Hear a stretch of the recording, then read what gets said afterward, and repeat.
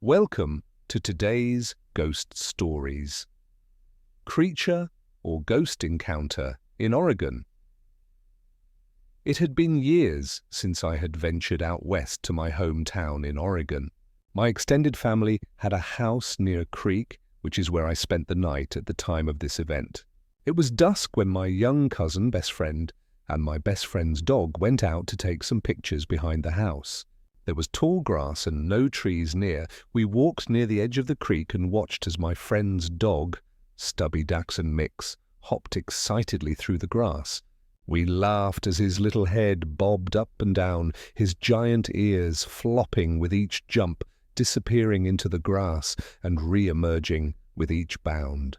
I pulled out my phone to record him. I snapped a quick video and returned to adventuring alongside this creek with my cousin and friend.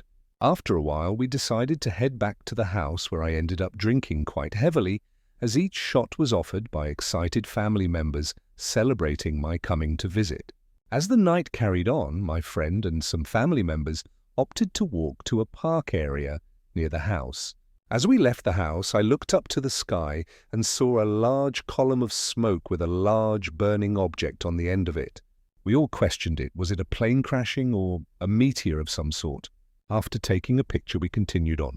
Upon getting to the park, the night got very fuzzy.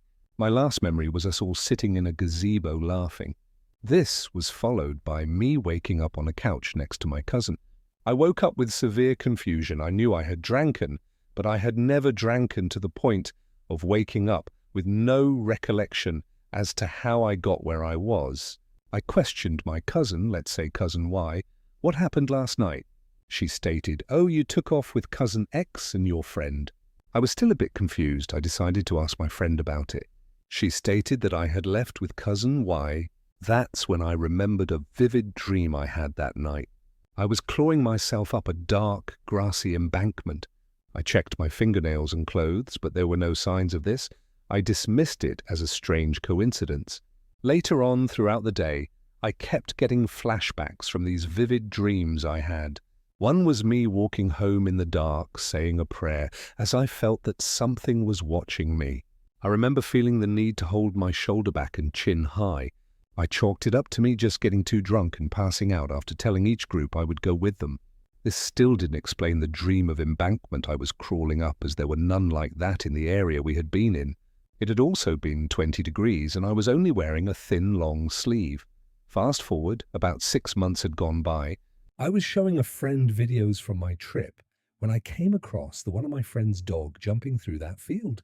We giggled at the sight of this silly wiener dog bobbing through the foliage when I noticed something in the background. Now, someone? It was on Snapchat where this video was recorded, so I wasn't able to pause. I saved it to my camera roll and slowly moved the editing slider until I saw the thing. The dog ran away from us, as we called it, to a tall, pale figure. It had very elongated arms and appeared to turn its head and extend a hand to the dog as it approached. I immediately screamed for my roommate, where we spent quite some time trying to find any explanation for this. None. Then I remembered my nightmares. What if those weren't nightmares? What if something had been following me? Was this thing friendly, as in the video the dog is seen overly excited at its presence? What if it wasn't the alcohol that caused me to black out and disappear? What was the column we saw? Was it related? These are questions I still ask myself to this day, nearly 5 years later. If anyone knows of any cryptids in that area, or if anyone has had a similar experience, please let me know. Next story. Creature in the woods. Hello. A while ago I bought a house somewhere in the countryside, one of those areas where houses are scarce and few miles apart. This took place on a crisp autumn night on September 7th in the year of 2019. I was 20, so I decided to walk around for a while, as it had only been like a month after I bought the house, so I decided to walk around to see what the small town had to offer. As I didn't have work the next day, so I had all night to do whatever I wanted. I specifically remember it being cold that night, maybe like 50 degrees, so as I pulled my hood over my head, I walked toward the nearest gas station. As I walked in, the cashier, maybe in his mid-50s, looked a bit on edge. as if he was waiting, no looking for something or someone, so as in trying to find something to eat or drink. Occasionally checking on the old man, I notice his eyes drifting towards the window. Thinking it of nothing, I continued until I went to pay. As I walked up to the counter, the old man looked up and asked, "Do you see it?" See what I responded. The old man just shook his head and ringed up my Hershey's chocolate bar and a Dr. Pepper. I handed him the money and walked out.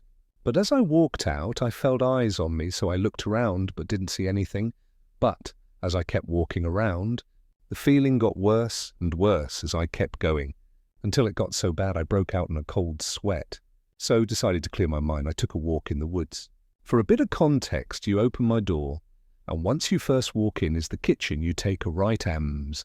There's the living room, then go up the stairs, and there's my room, the bathroom, and my washer and dryer, but behind the couch is the back door. When you open the door is my yard, not big, but just enough to fit my pit bull, named Buddy, is 3 years old, and up to my hip.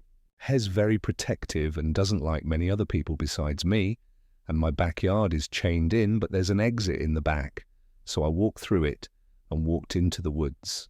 As I walked for a good 3 miles, until I heard a twig snap. I always kept a small pistol on me. So I reach for it, but then I hear a twig snap. I look up, and there stands probably 5 feet away from me 2 yellow orb-like eyes, about 7 feet off the ground. I turned on my phone light and shone it on this thing. It had the skull of a deer and the body of the deer, but its limbs were twisted. Wrong, it smiled at me, rows of sharp teeth shinning off the light on my phone. Its teeth dripped with what I guessed blood. I stepped back. As it stepped forward, the smile on its face getting wider and wider until it spoke. It sounded like the old man from the gas station, "Come here." But the voice was wrong, distorted. It stepped closer until I felt its warm breath on my face. The smell was horrid, like death itself. I gauged as the thing stepped closer. I swear the blood on its teeth dripped more rapidly. I turned and ran. And I didn't stop running until I was out of breath and I could hear the blood rushing in my ears and tasted blood. I slammed the gate shut behind me just as I heard the thing slam against it. My dog jumped up growling. Seen the thing, it growled back using my dog's growl. My dog cowered a bit and went back in. The doghouse I had for him. I ran inside, grabbed my shotgun and went back outside, but the thing was already gone. After a few weeks, I forgot about it until I was watching TV and the person started talking about wendigos and skinwalkers, which is what I think it probably was. Next story. I thought it was a tree. 3 years ago, we moved into this house, one of those places right on the edge of town where there are no streetlights, just the stars showing through. Out back, the land rose into a rolling hill that climbed all the way to the top of the mountain. Over those 3 years, I'd explored it time and time again. I'd been up and down that slope like I owned it, which technically my parents did, part of it anyway. 4 or 5 acres of wild hillside, but as a teenager, that mountain was mine. The lower part was open grass and brittle brush. I swear every grasshopper lived in that brush.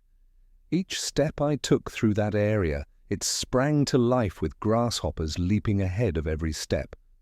The tree line started about 1/3 of the way up. Tall pines creaked even when there was no wind.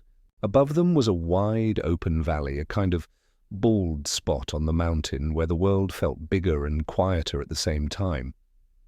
From up there I could see the highway winding along the opposite ridge, cars like sparks between the trees.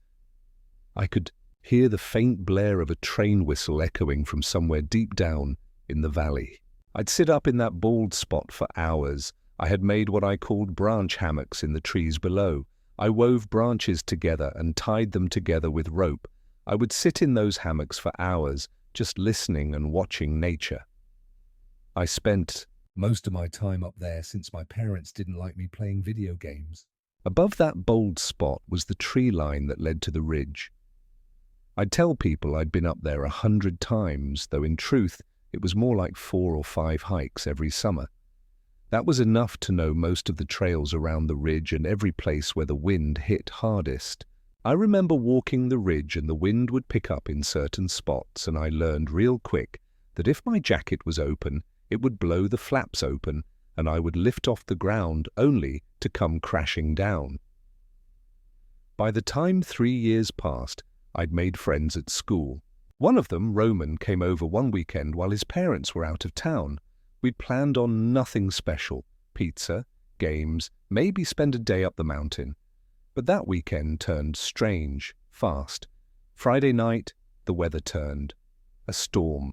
Warning rolled through, one of those that buzzed every phone in town with an alert.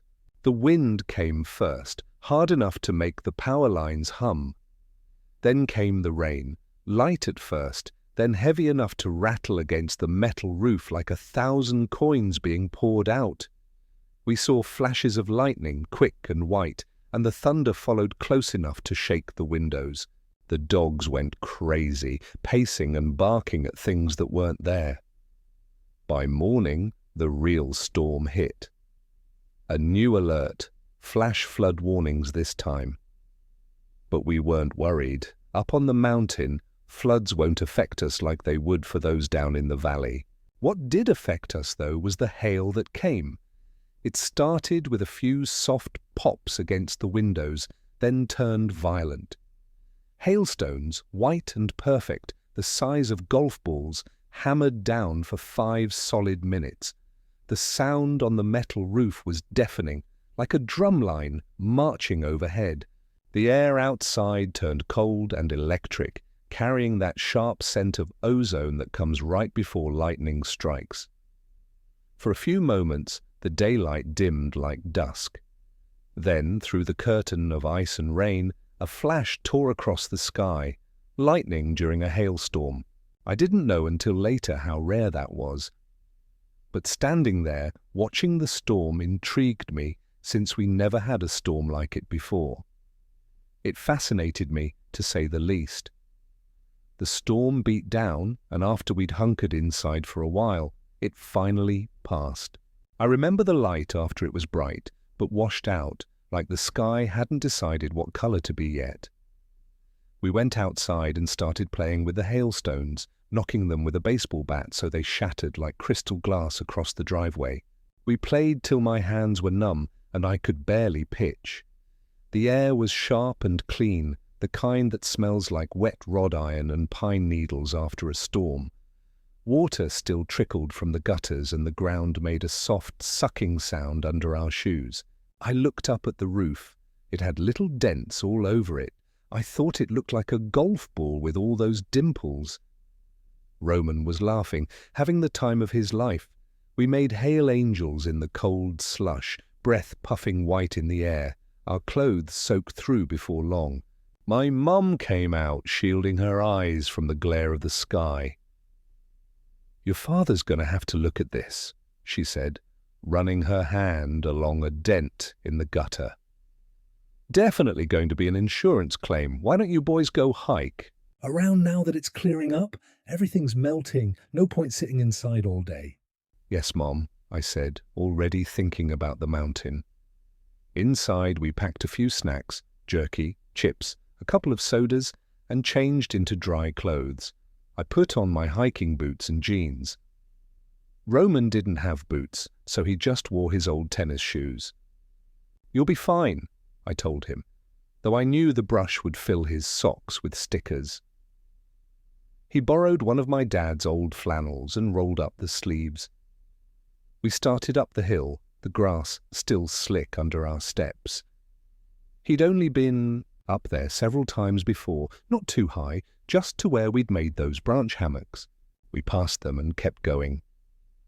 I told him I wanted to reach the ridge, maybe see if we could spot the storm clouds retreating over the other side. The slope wasn't too steep, more like a slow incline of the earth. The higher we went, the quieter it got, the kind of quiet where even the birds stop. The air smelled heavy and damp, like rain had left yet. We reached that bald spot. The trees gave way to tall sticker grass that brushed our knees. My trail cut through the middle, packed dirt winding upward. I always called it my trail, but it probably started as a deer path.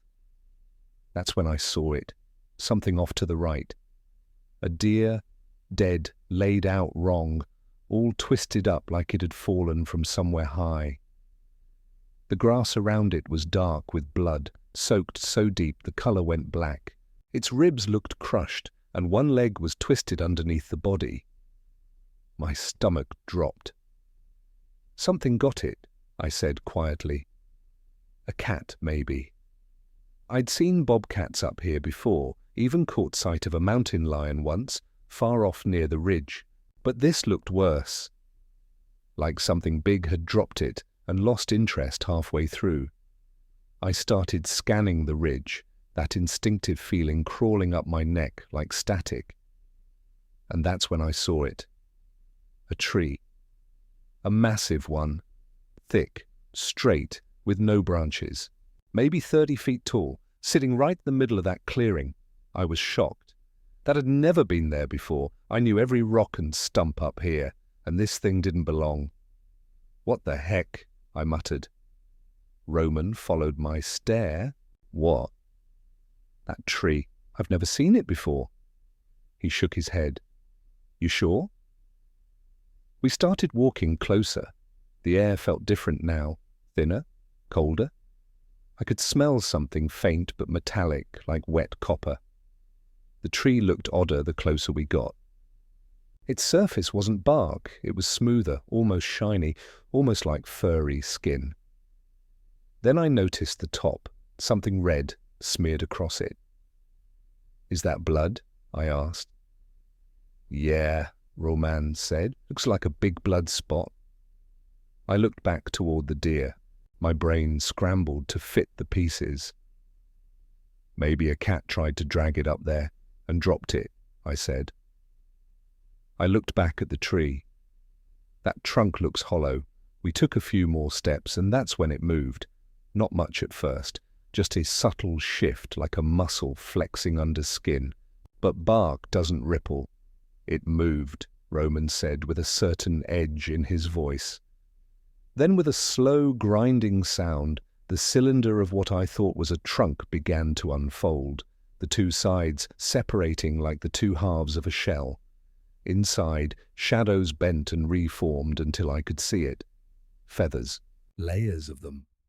Bronze, brown, tan, and streaked with white. A massive head pulled free, hooked beak catching a glint of dull light. Its eyes blinked open, deep amber with black streaks in them. It stretched like something waking up. Wings uncoiled. Outward, stretching wider than the trees around the clearing, joints popping like the cracking of dry wood when being split. Roman didn't move. He'd gone completely white. And in the hush that followed, all I could hear was the low roll of thunder miles away, but somehow sounded like it was echoing from inside the thing itself. As we stood there, frozen, terrified, not even breathing, it started to stretch its wings. At first it just unfurled a little like a bird testing the air, but then they kept going and going. Each movement drew a soft hiss through the wet grass as the tips dragged along the ground. Those wings didn't seem to end. When they finally stopped, they were the length of semi-trailers. At least that's the only thing I could compare them to. Each feather was the size of a car door. Its head rose slowly, straight up from its chest, the movement fluid and deliberate. It stretched like a cat waking from a long, deep sleep, arching its back, muscles rippling under a layer of feathers that shimmered brown-tan when it shifted. I could see the wings twist as it flexed, joints still faintly popping. Then it looked down, right at us. Then at the deer, and my stomach dropped. "I'm between a predator and its meal. Run," I whispered. We turned and bolted through the grass toward the tree line, but we didn't make it far. The ground bucked under us as the air exploded. It wasn't the creature lunging. It was the wind. The sheer pressure of its wing beats hit like a wall. I felt the air shove against my chest, lifting me off my feet. The sound wasn't flapping, it was more like the sky cracking open. We went down hard, rolling through the wet grass, dirt whipping across our faces. It looked like we were beneath a helicopter as it descended, like you see on TV shows, though I had never been under one in real life. The thing gave a low snort, a deep, vibrating exhale that made the foliage quiver and hum. When I looked up, it was sniffing the air, head swaying side to side. Then one massive amber eye turned toward us. Its beak opened slightly, clicking several times like it was chattering. Not a call nor a cry, but like it was trying to say something. My buddy hadn't moved. He was still ghost white, his eyes wide, his lips parted like he'd forgotten how to breathe. The massive bird bent down to the deer. Its beak hooked under the ribs, and with one sudden crack, it snapped the body in half like kindling. The sound echoed off the tree line. I could hear the grind of bone as it tore through the meat, tossing chunks back with short jerks of its head. One leg vanished whole. Then another. The rest disappeared piece by piece until there was nothing left of the deer but a dark patch in the crushed grass. It turned again, lowered its head. That single eye caught the light, fixed right on us. I wanted to move, but my body didn't listen. Then the wind came again, louder this time. Its wings beat the air, pushing out gusts so strong they tore at the grass and sent debris spiraling.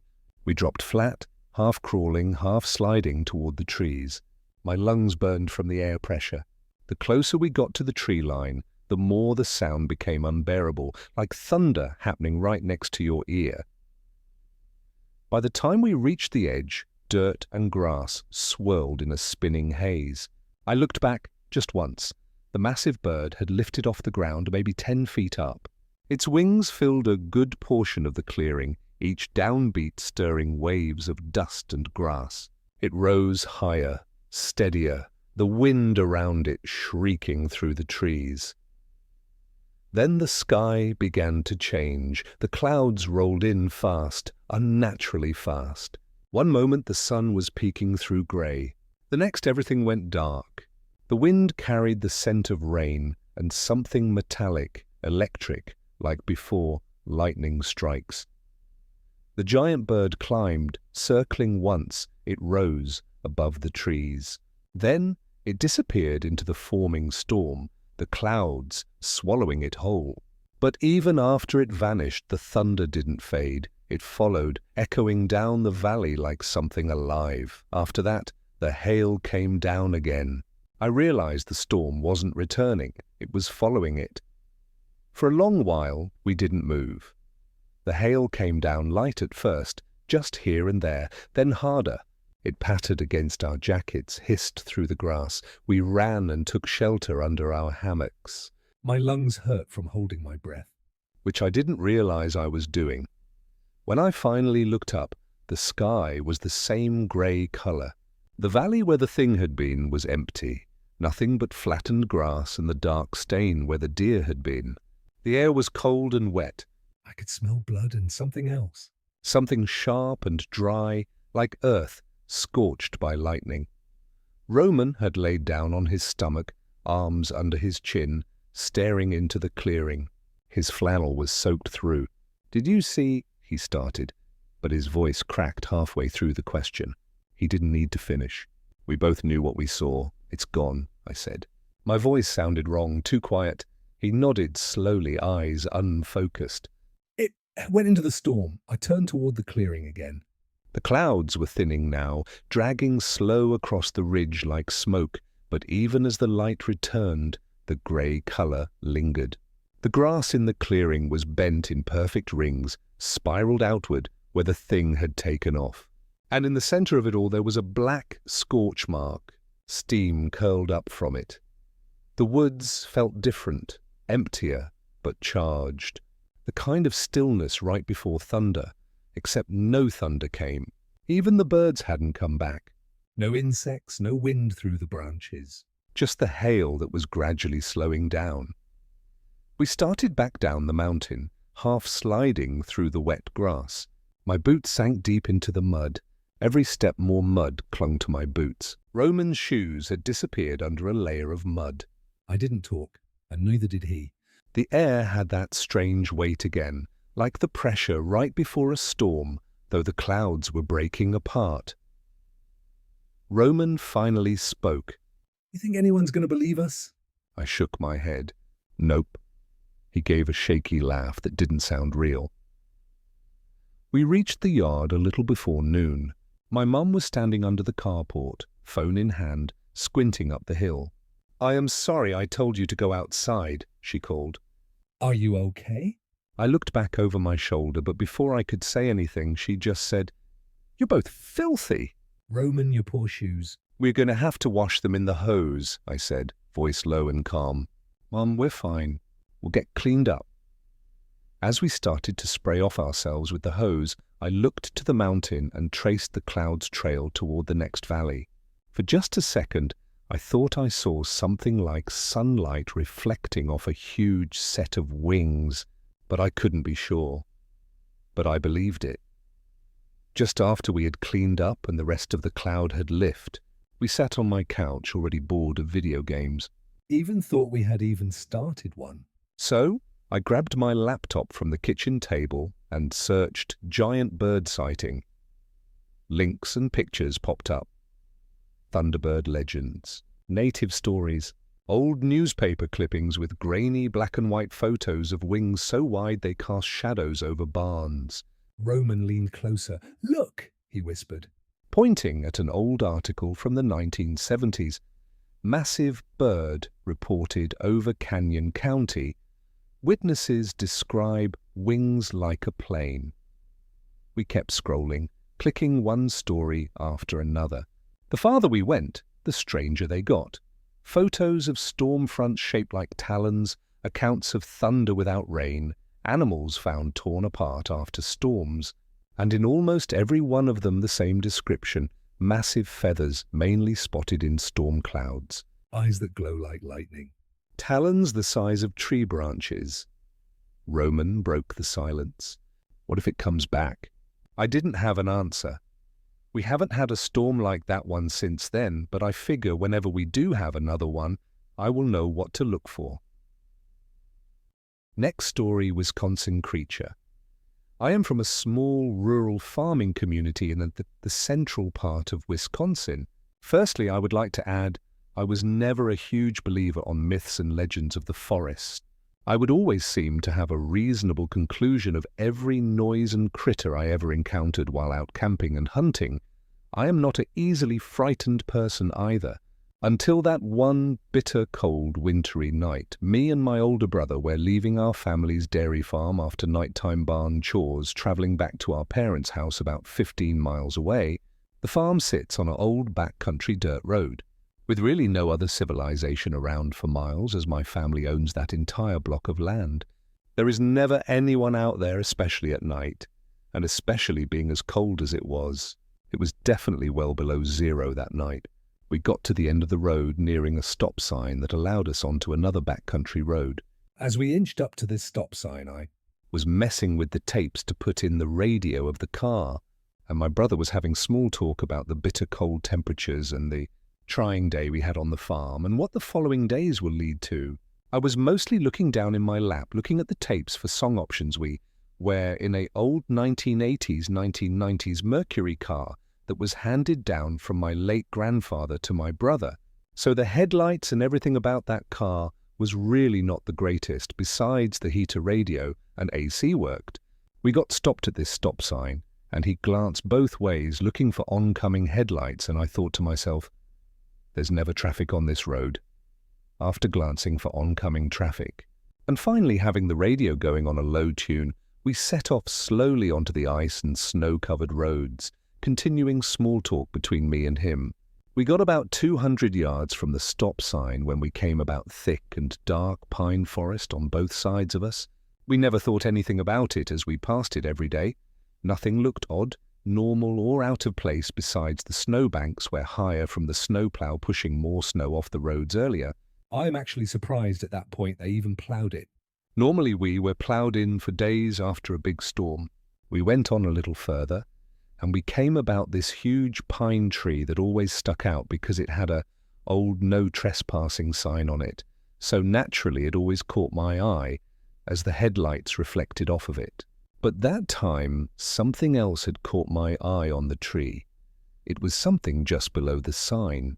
The sign stood about 10 or so feet above ground on the tree. This thing that caught my eye was just under that sign. It was definitely an animal. As I zoned in on it more, I realized it definitely was not a deer. It was black initially. I thought it was a black bear, but it was way too cold to be a black bear. They should be hibernating that time of the year and in them cold temperatures. I looked harder, and as the car headlights Inched closer, I see it had a flat face, sort of like a human's. it had a nose of a human, and the Eyes were either not there or they were so sunk. in the light of the headlights could not reach them. It had long fingers like a person, but much, much longer. It had scruffy fur, and I have never seen an animal like such. I freaked out and told my brother to drive and go faster. He did not see the animal or whatever that thing really was. He drove up to the next road about a mile up the way, and he wanted to turn around to go investigate it. And I begged him not to, as I was practically sobbing in tears and trembling in fear with all my hairs on my body standing straight up. My brother told me I was as white as a ghost, and he knew I'd definitely seen something that scared me, but he did not listen to my pleas for him not to turn around. He turned around and slowly inched up to the spot I spotted the weird creature.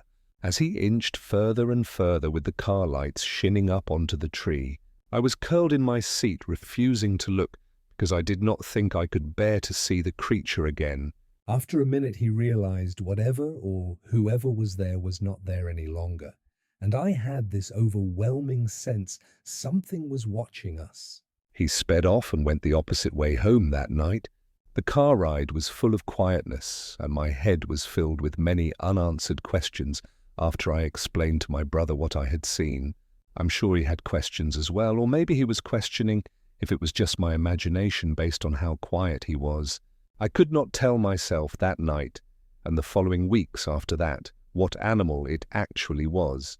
It stuck with me, and I thought about it randomly for a Long time after I had that very strange and unsettling encounter. I definitely did my research throughout the years. and I never found a scientific explanation for it. I even went a small term in telling myself someone's oversized pet monkey escaped, and that's what I seen. I told myself it was a bear, and I told myself it was a prank someone was pulling.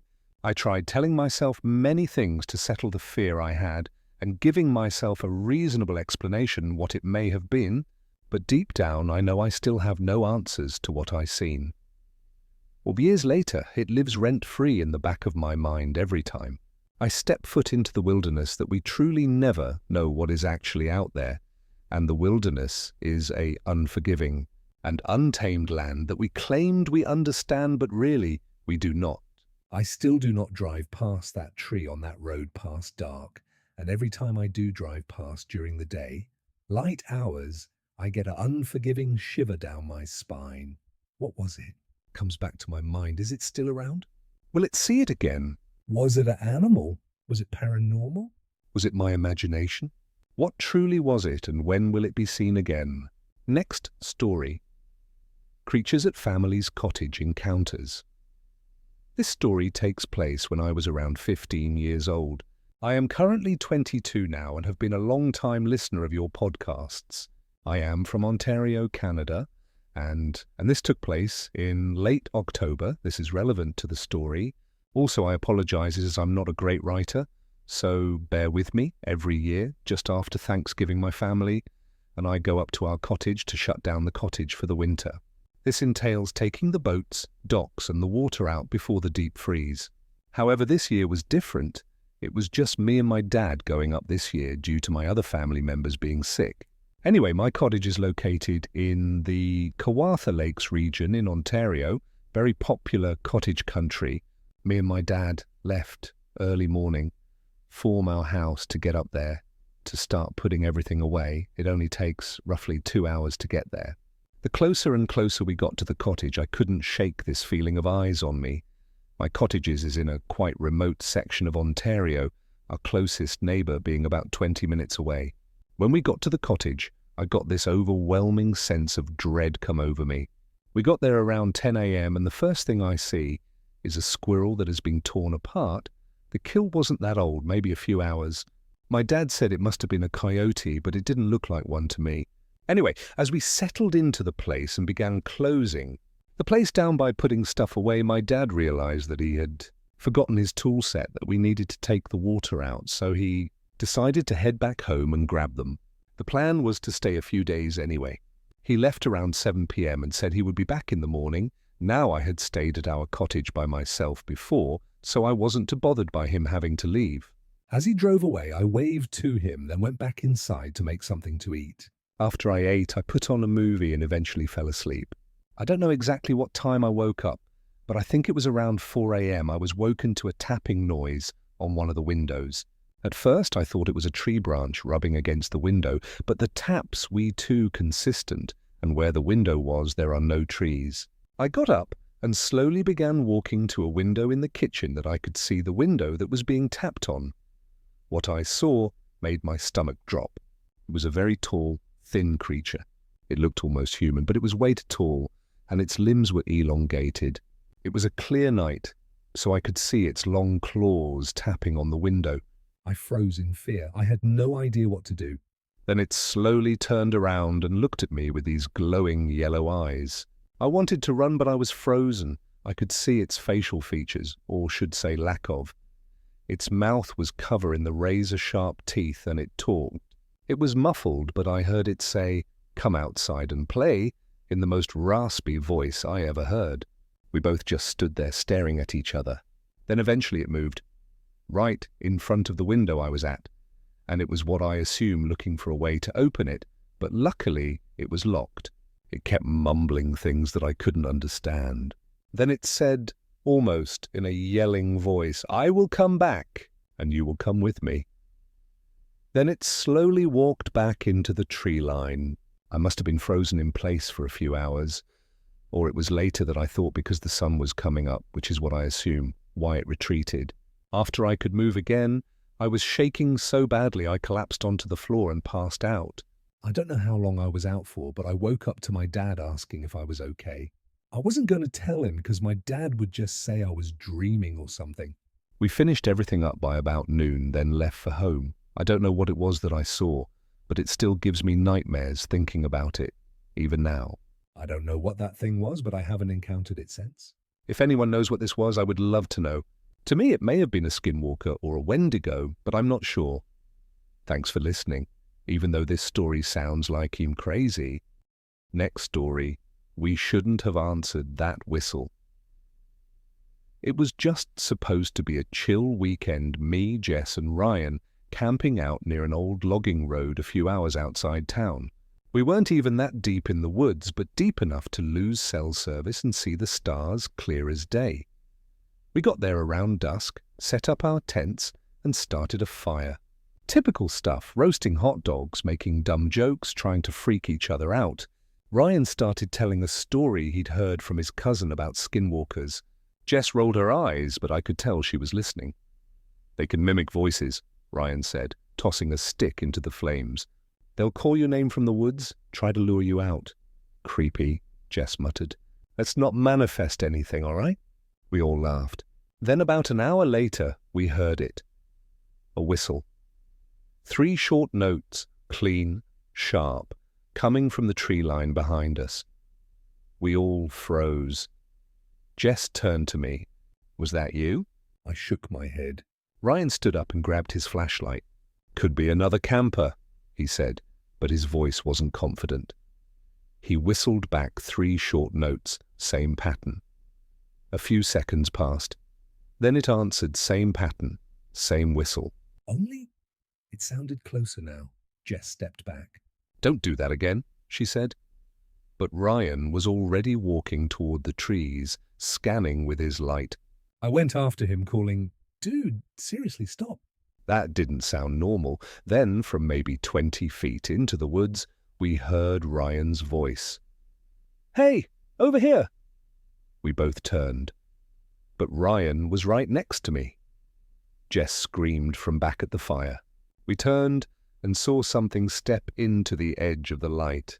It was shaped like a person, tall, thin, skin pale and stretched tight, but its face was off, like it was wearing a mask of human skin that didn't quite fit. And it was smiling. "Guys!" Jess shouted, backing up. "Get back here, now!" Ryan didn't move. He was staring at it, frozen. So I grabbed his arm and pulled him. We backed away slowly, never taking our eyes off it. The thing didn't chase us. It just stood there, tilting its head, still smiling. Then, in a voice that sounded exactly like mine, it said, "Don't be scared." We didn't run, but we didn't stick around either. We put out the fire fast and jumped in the car, leaving the tents and gear behind. When we got to a gas station about 20 minutes away, we all just sat there in silence for a while. None of us really knew what to say. Eventually Ryan broke it. "That wasn't a person." "No," Jess said. "And we're never going back there." We came back the next day to grab our stuff. Everything was untouched except for 3 long, bare footprints in the dirt, right where the fire had been. None of us talk about it much anymore. But sometimes when it's quiet, I swear I still hear that whistle. 3 notes, calling me back to the woods. I 100% think it's a skinwalker's, and I advise people not to go camping at night. What a skinwalker is in Navajo belief. a skinwalker called Lushi, meaning with it, he goes on all fours, is a type of witch, a person who has gained supernatural power by breaking serious cultural taboos. Unlike typical shapeshifters in movies or games, skinwalkers aren't just monsters. They're humans who use dark magic to transform into animals or take on other forms, often to harm others.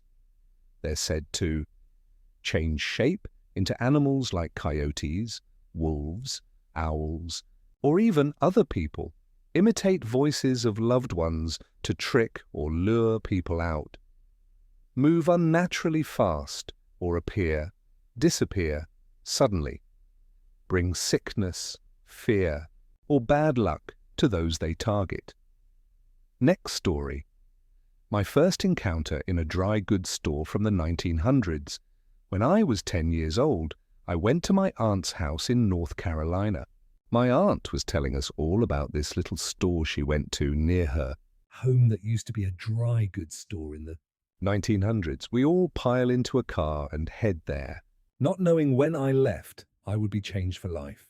Some background before I continue. This store was a funeral home and a dry goods store back in the early 1900s. There was a famous family murder that happened in the area, and they were brought to that funeral home to be viewed. Anyways, back to the story. When we had finally arrived, I ran in there because I saw candy in the window, and as a 10-year-old, I was fueled by sugar. I walked to the other side of the store where the clothes were looking for my parents to buy me said candy. They weren't there. So I walked around calling for them when I got to the stairs in between, splitting the both sides. I had the urge to look up the stairs, and when I did, I saw a little girl standing there crying in a bloody white nightgown. The blood was fresh, like it just had happened. At that moment, my dad came up behind me and said, "What are you looking at?" I said, "There's a little girl up at the top of the stairs crying. Don't you see her?" I started bawling and I ran to my mum and aunt telling them what happened. My aunt said that I was making things up and that I didn't see what it was thought I did. I ran to the car and didn't talk to anyone that day because I didn't want to be called crazy again. Fast forward to a few years later, my mum called me into her sewing room asking me to describe the little girl to her. So I did and told her she had a short haircut and her hair was brown, she had blue eyes and was crying in a nightgown that was covered in blood, and that she couldn't have been more than 11 years old.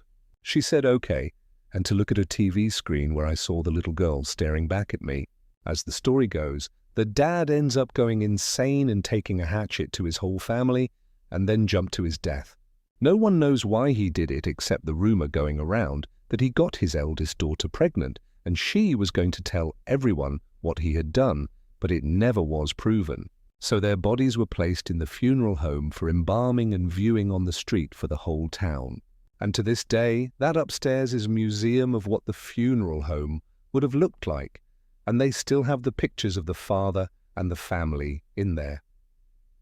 I don't know why she showed herself to me that day, maybe for help, and to not remember the day she did by constantly seeing herself dead. But all I can say is I hope she found peace and moved on from it all. But we will never know, because to this day I will not step into that place even if you paid me $1 million. So in conclusion, beware of where you go, because it may be the place that will change your life, and it certainly did mine, to where I am a true believer to this day. Next story. Strangeness on the side of Lookout Mountain. So I grew up in a very small North Georgia town close to Chattanooga, TN. The house I spent most of my life in was right at the foot of Lookout Mountain and was my great-grandparents' house until they passed away, and then my parents and I moved in. As a child, my friends, my cousins and I spent the majority of our time romping around the side of that mountain and knew the area like the back of our hands. So needless to say, we were incredibly comfortable in those woods. One evening, though, when I was probably 16 or 17 years old, I decided to go for a short hike one afternoon by myself. Again, I was very comfortable in those woods by myself, and I had never ever seen anything out of the ordinary up there. That afternoon, though, I went a little further up the mountain than I normally would have, alone. When I finally realized how far I'd gone, I also realized how late it had gotten. Shoot, I thought to myself, Mum and Dad will lose their crap if I don't get back before nightfall. My parents didn't worry about me being up there alone, but they knew that if I was by myself, I would make it a point to be back by the time the sun was down. I turned around and immediately started making my way back home, and with a good deal of urgency. As I walked along the familiar trails, many of which I and my friends had cut, I began to feel slightly uncomfortable, almost as though I was being watched. This was a feeling I had never felt up there before, and I honestly didn't know what to do with it. I stopped along the trail for a moment and turned a full 360-degree turn and looked up and down the mountain, but saw no one. So I just continued my briskly paced hike back home. When I was approximately halfway back, I got the feeling again. It gave me a chill. Then I rounded a turn in the trail that went around a massive thicket of pine trees, and I was stopped in my tracks. There, in the middle of the trail, was a fire pit with rocks around it, a teepee-type structure over top of it with a piece of twine with a hook on the end of it swinging from it, like someone had just taken a cooking pot off of it a second before. The pit was still smouldering, but was only ashes, and I couldn't see or hear anyone in the area. Then as I got closer to where the fire pit was, I noticed weird symbols drawn in the dirt around the pit, and drops of what looked like blood leading into the thicket. The symbols were different shapes and angles and circles, things I'd never seen before, and honestly wouldn't even know where to begin to describe them. And listen, I was always an inquisitive kid, but there was no way in hell that I was following those blood drops into that pine thicket. And here's the other thing. I had come this way, on this exact trail, not even 2 hours before, and none of this had been here, and I hadn't seen or heard anyone else around when I came through. Well, I got going on towards the house, and by the grace of God, made it home just before sundown, and just before my police officer dad started to lose his mind and put together a search party. That night, I couldn't help thinking about what I'd seen out there on that trail.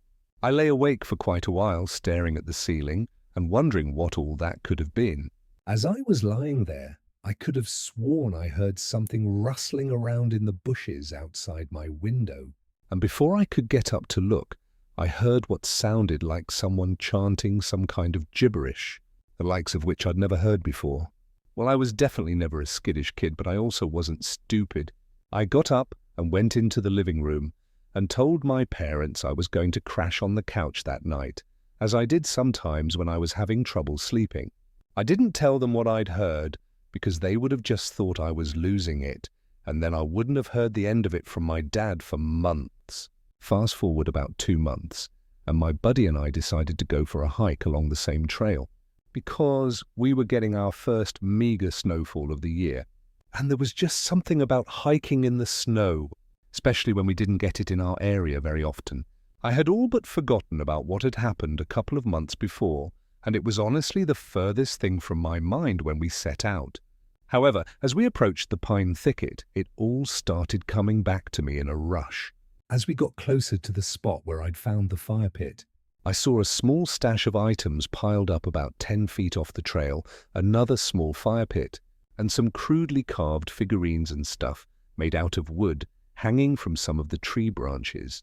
as I got closer to the items, I noticed that amongst them were pictures of me taken at my house, at school, at friends' houses, articles of my clothing that I didn't even realize had gone missing, pages torn out of different books, most of which I didn't recognize, but some, I could tell, had been torn out of a Bible. I again saw what looked like blood sprinkled around in different places. My buddy walked up beside me and asked, "Dude, what the hell is all this?" I told him I didn't have a clue, but I then told him the story of what I'd seen a couple of months before, to which he chastised me for not telling him about it sooner.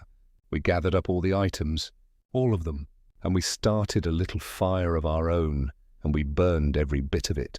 Now, this was in the days before camera phones, and even if we'd taken pictures and shown them to my parents, they would have just laughed and accused us of staging the scene, so we never said anything to them about it.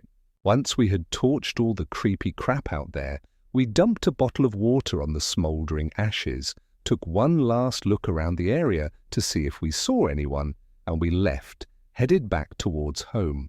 I didn't go back to that area for many years after that. The next year, I joined the military and moved away, and I stayed away for a long time. However, many years later, when my grandfather passed away, I went back for his funeral. While I was visiting the old homestead, I decided to go for a little hike to clear my head, and I wandered back there to the old trail that went around the pine thicket. I didn't find a fire pit or any of my old stuff or any more blood or anything like that. However, as I was standing back there looking around, remembering what had happened, I got the unmistakable feeling that I was being watched, like, intently. And from somewhere very close by. Then it felt like someone was approaching me swiftly from behind, and I could almost hear the sound of footsteps on the trail, but as I spun around, there was no one there. Then I heard something rustle around behind me in the thicket. I spun back around, but again, nobody was there. I decided that I'd had enough nostalgia for the day, and I hightailed it back out of there without further incident. The next afternoon, I headed back home to the town where I now live, about an hour away from where I grew up. As I was lying in bed that night, though, I could have sworn I heard someone chanting something unintelligible very quietly outside my window. Next story, Twin Lakes Monster. In the early 2000s, my boyfriend at the time and I were camping at Twin Lakes. At the time, there was a pizza joint across the road, and after a late dinner we returned to our campsite after midnight. While securing the camp and attempting to start a campfire, I happened to look up at the hill across the lake and commented about the headlights shining back at us. My boyfriend replied that there were no trails or homes for that matter across the lake in that particular location. That was when the strangest thing occurred, and it was so bizarre that we never told another soul. There was no moon out that night, so the two lights across the lake were very visible. As we stared at the lights, we both noticed that they would blink at the same time. We still had no idea what this could possibly be. As strange as this sounds, the lights began to travel closer, and that is when we saw the huge hulking creature behind the eyes. The creature didn't walk on the water, but simply glided across the lake in our direction. My boyfriend shouted to start throwing our camping gear into the bed of the truck. That was when we temporarily lost sight of the creature, until we saw it walking up the shoreline towards us. This creature had huge glowing yellow eyes and stood approximately 7 feet tall. Its acrid smell made our eyes water and burned our nasal passages. As the creature got closer, I screamed, "Get in the truck!" The creature was on the passenger side of the truck, so we both scrambled in on the driver's side and sped out of the campground. We left everything where it was and lost everything that was in the bed of the truck as the tailgate was down. It was so frightening that we didn't speak the entire way back to Denver. We never returned to reclaim our lost camping gear. The day after our encounter, I called and spoke with a Forest Service employee regarding our experience, and he said that a similar experience had happened to another employee of the Forest Service who had a cabin near Twin Lakes. He said that the ranger had heard his dogs whimpering, so he went out to investigate. The ranger's dogs were hiding under the cabin crying, and his horse that was tied up near the cabin had huge bloodied claw marks down the side of its abdomen. The ranger claimed that he smelled an acrid odor that also burned his eyes and nasal passages. The ranger's dogs refused to come out from under the cabin until the morning. The ranger claims that there are multiple reports each year of inexplicable sightings and eerie sounds up in the hills at Twin Lakes. In addition, the Forest Service employee said that a camper had an early morning sighting of a creature that appeared to match our description. Another hiker was at Treeline and hiking down when he smelled a terrible odor. He immediately had an incredible sense of urgency to get off of the mountain.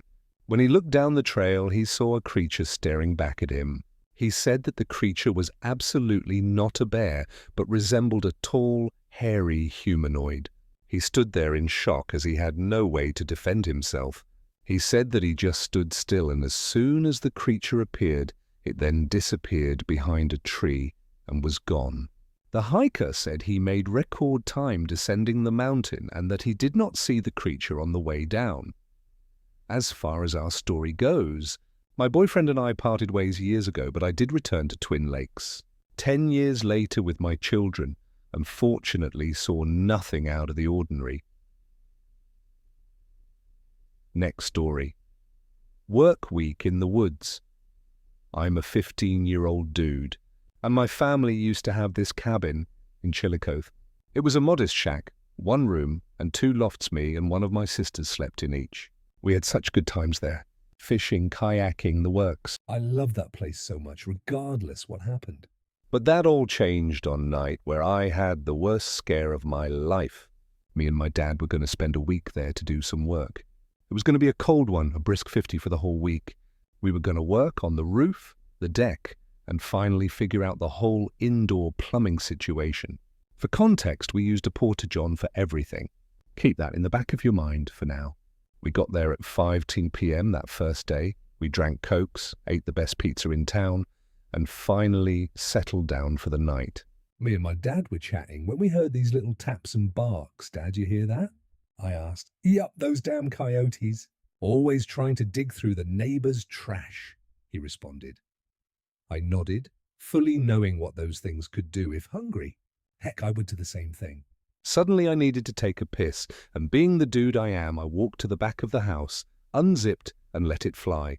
I started whistling the tune to some Nirvana song when I suddenly felt like I was being watched. Something felt wrong. Like the feeling of walking into class when you're late and everyone's looking at you, observing, judging. Freaked out, I finished, zipped, and sped, walked back. My dad laughed at me. Scared of the dark much? Embarrassed, I sat down and hoped to be able to get some sleep that night. Next morning, we woke up early to get a head start on the day. Nailing, jamming out, even more hard work until quieting time came. We made some dinner, listened to music, and watched Dumb and Dumber until I had to pee again. Naturally, I went out to the back porch and started again. However, I wasn't whistling this time, just listening to the crickets sing their classic tune.